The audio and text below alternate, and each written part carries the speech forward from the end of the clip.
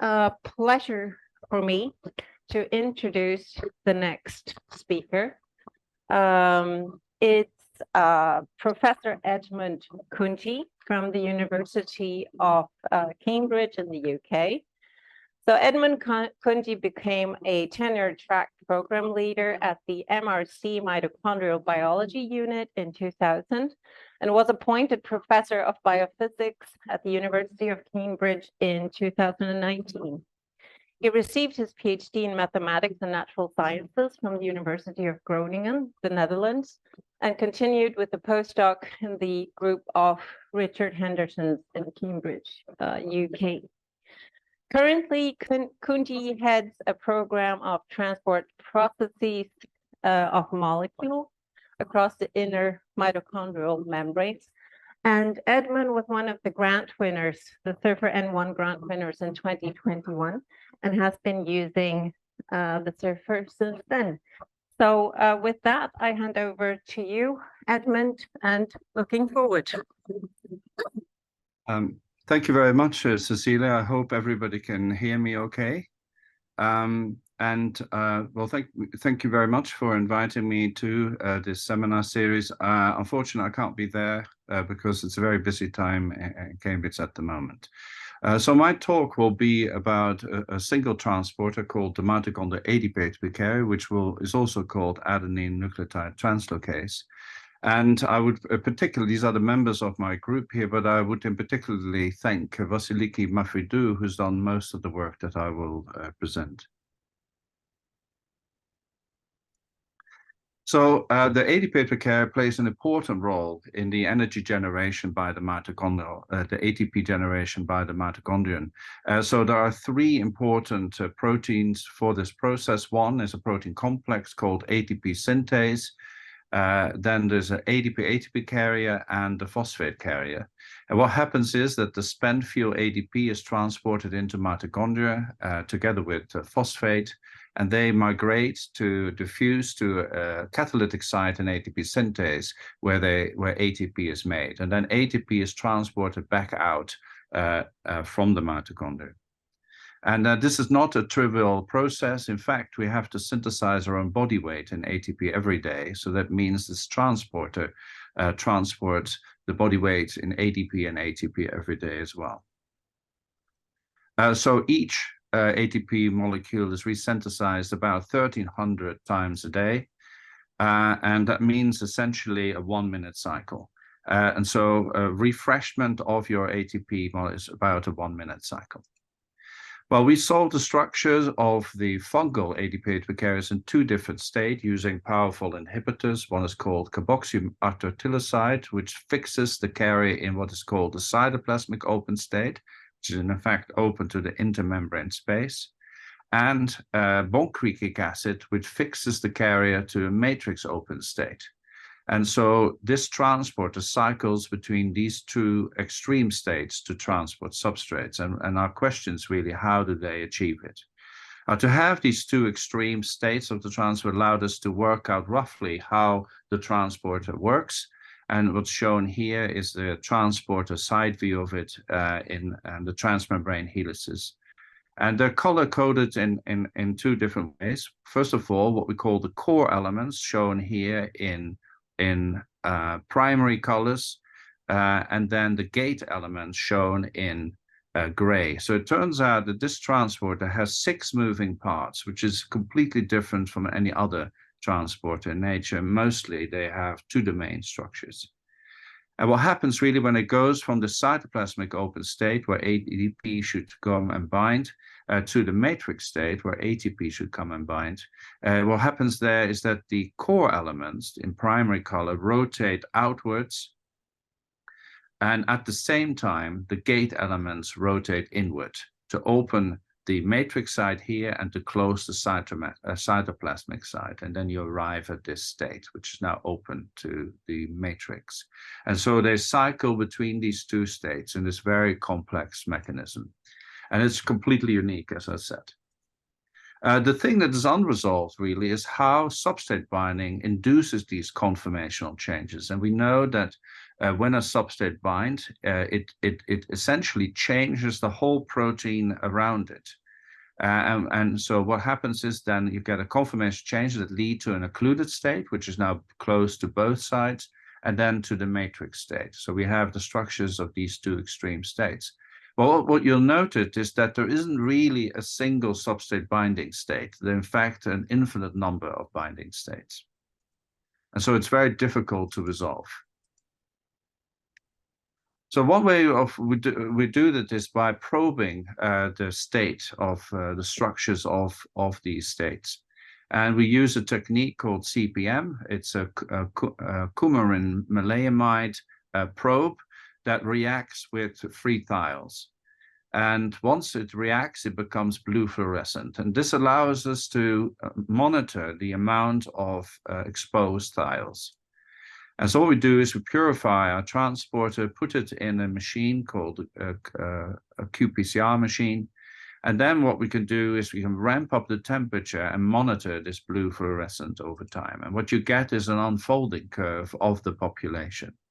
And then you can do the derivative of that, and we'll give you then the peak of that, what we call the melting temperature. It's a representative of the stability of the population. And then what you can do is if you have a compound bound to it, it will shift to higher temperatures.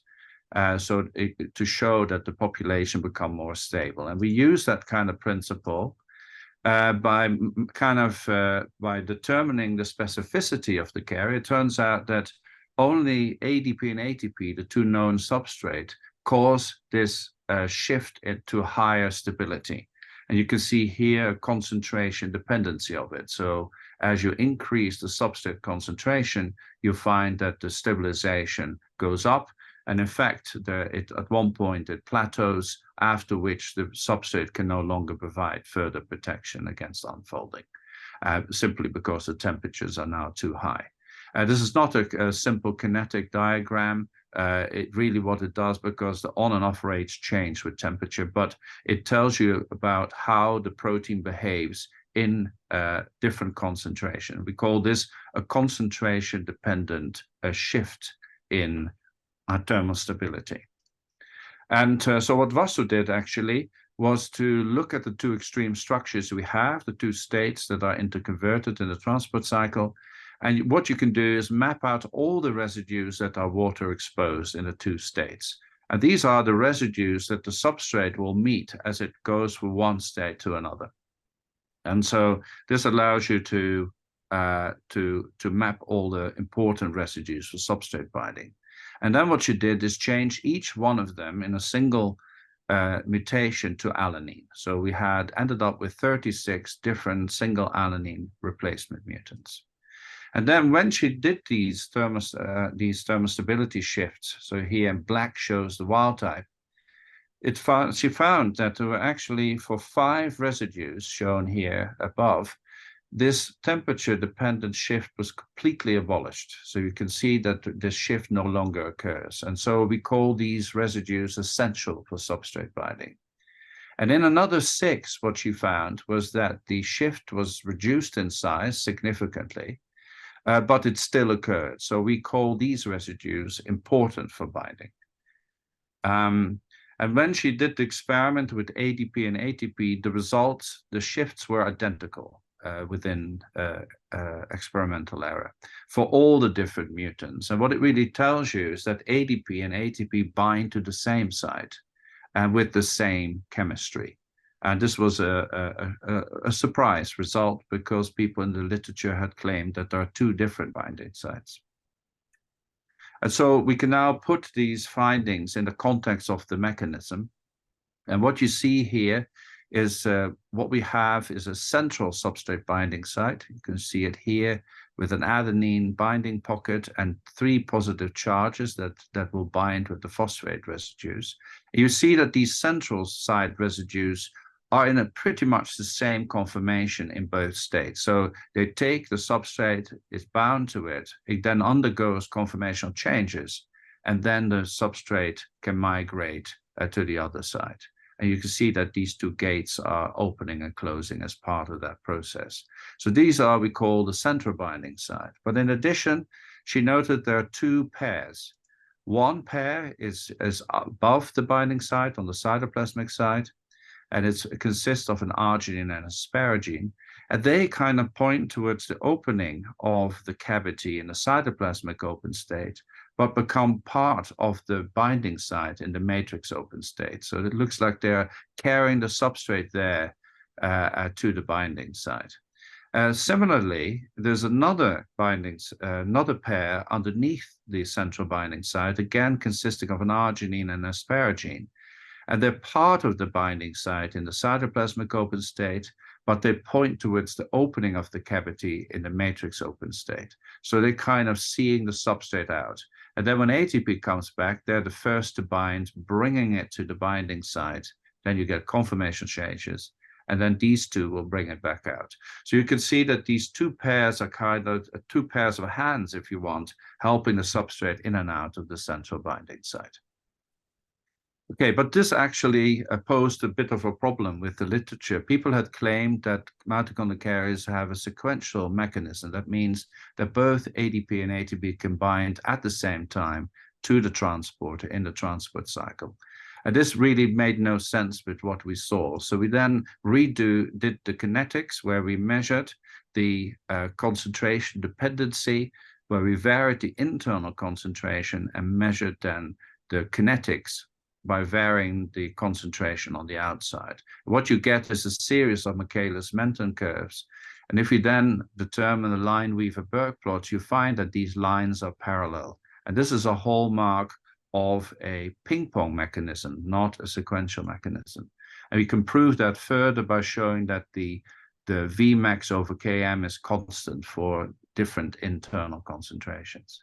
And so this proved that it was a ping-pong mechanism, not as they said before. And that means that ADP is first transported into mitochondria, after which ATP is exported.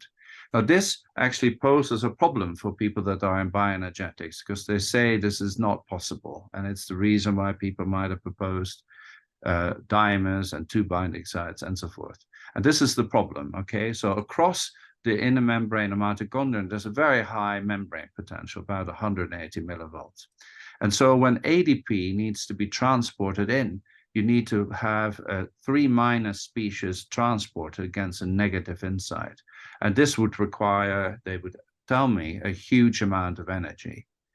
They don't have a problem with ATP -4 being transported towards the positive outside potential.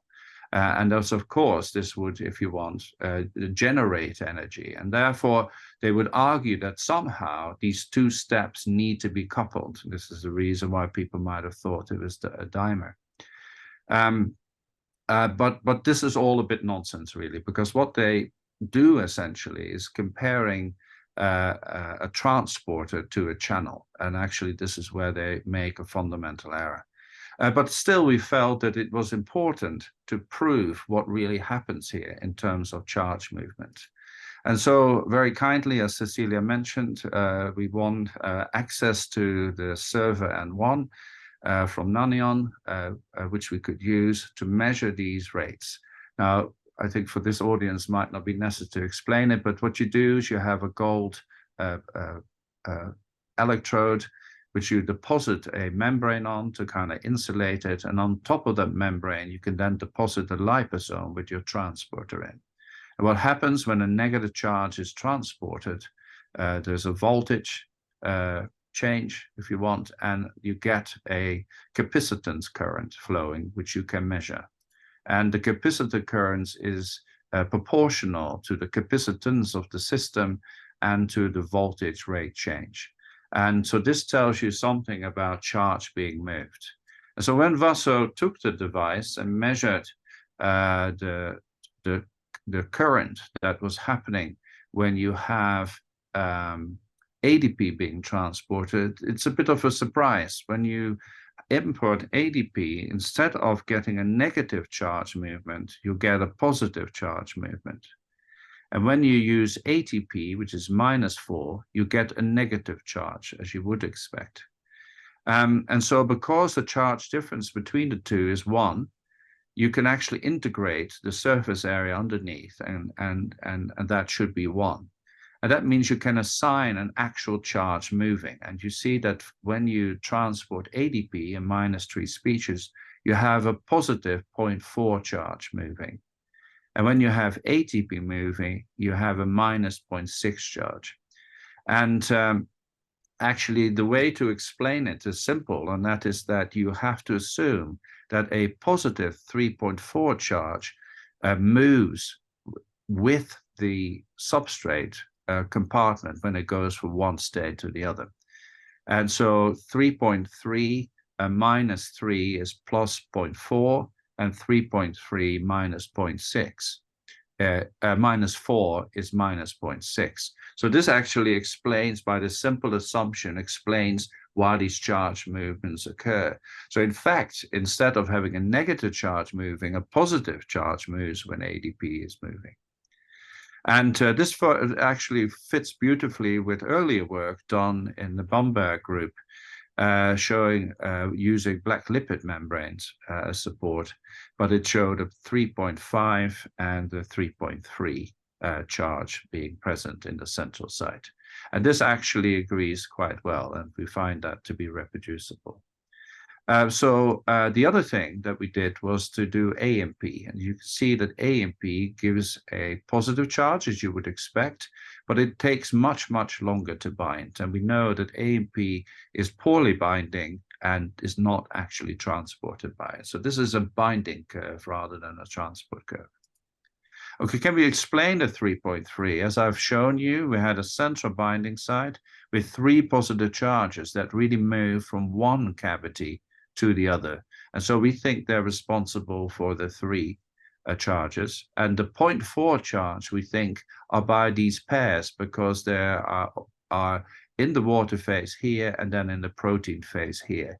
And conversely, in the protein phase here and then the water phase. So they don't fully move from one compartment to the other. Can we prove it? Yes, we can. So what Vaso did was made these single alanine mutants of the 3 central site positively charged residues. And what you see is now that ADP generates a negative current, and what it means, and that is understandable. Now, the first thing to note, though, is that these transporters can no longer function. So what we're looking at here is substrate binding rather than transport. And the ADP is a -3 species, now introduces a negative capacitant current. Does it make sense? Yes. A positive 0.24, now remaining, -3 will give a negative result. And AMP still elicits a positive binding current. And you can see that here, a +2,4 -2 is still positive. So actually, in this way, we can prove that these residues are involved in binding. Now, all 3 mutants show the same effect, so consistently showing that they're all involved, but they kind of differ in amplitude. You can see that the amplitude here for the R287A is much bigger consistently than for 30 and for 88. We see that the graph axis changes.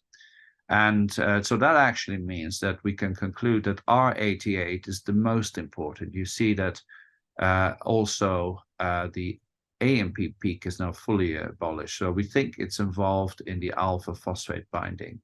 K30 also to some extent is, but it's still binding AMP and all the other nucleotides.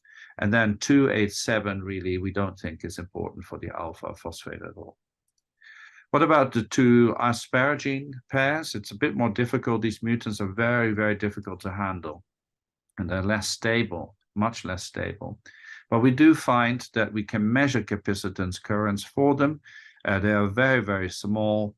And you can now see that ADP also here induces a negative current, showing that they are contributing to that transport process.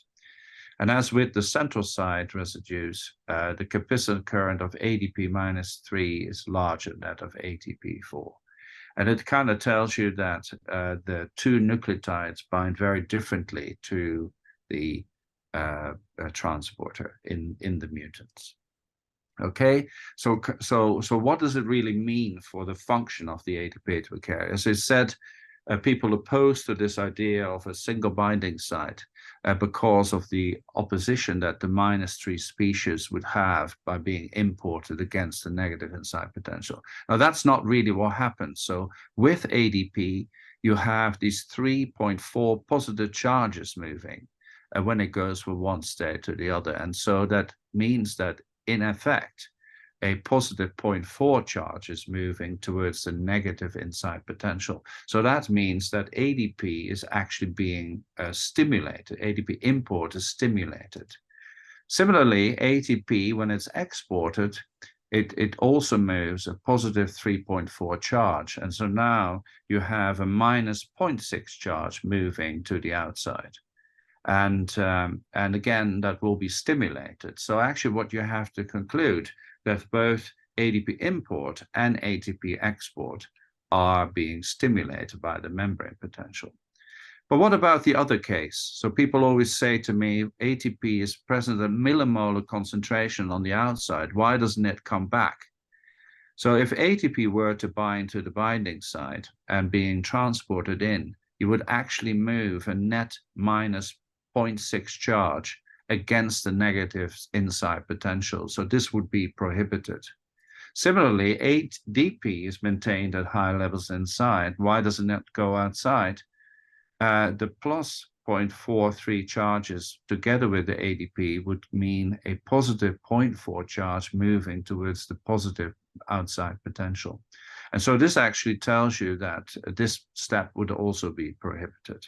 So it stimulates the import of the right nucleotides and prevents the export and import of the wrong nucleotides. So that's why these rates are so efficient. Brings me to the end. So mitochondrial carriers are pretty amazing. So they keep us alive every moment of our lives for all of our lives. They're among the smallest transporters in nature, only 6 transmembrane alpha helices, but they transport some of the largest molecules. And they do so without significant proton leak. They have evolved to have a completely unique transport mechanism in nature, using 6 rotating elements around a central translocation pathway. And this shows the carrier in action on the atomic scale by a simple morph. They have a central substrate binding site and 2 arginine-asparagine pairs for binding of both ADP and ATP. And all 5 essential and positive charge residues we've proven are involved in charge compensation during transport. We think the 3 charges come from the central binding site and the 0.4 charge comes from the movement of the arginine-asparagine pairs. And we could show also by these measurements that we think the alpha phosphate moiety of the nucleotides might be bound to R88 and possibly K30, but not R287. So we can say something about the way the nucleotides bind. So the 3.4 positive charge binding site really stimulate both ADP import and ATP export and prevent ADP export and ATP import in the presence of a membrane potential. Thank you very much.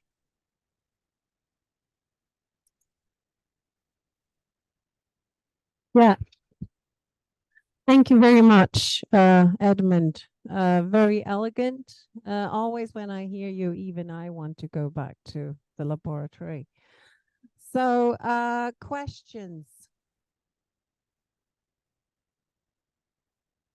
Any questions online? No? All right. Okay. If questions do occur, just write to us and we'll forward the questions to Edmund. So I have a question. I can ask a question. Okay. Yes. So it's lovely talk, by the way. Really enjoyed it. How many other transporters use a similar mechanism, which is transporting internal protein-based charge to drive transport? Yes, I think. Do you think? Oh, I think it is the common way to navigate the challenge. I think, of course, here it's more acute because not only have mitochondria very high membrane potential, but also these molecules are highly charged. So it might not be necessary for things that are maybe neutral. But I think this principle will be common. In fact, the principle will also be common in lots of other, pumps and other things that, like, for instance, maybe complex one or other pumps that have to navigate this issue of pumping charged compounds or ions against the membrane potential. So I think it's a common principle, but everybody will have to do that, their own experiments to show it. Sure, thank you. Thank you. Thank you for the question. Very good. All right, thank you very much. We have to move on to stay on schedule.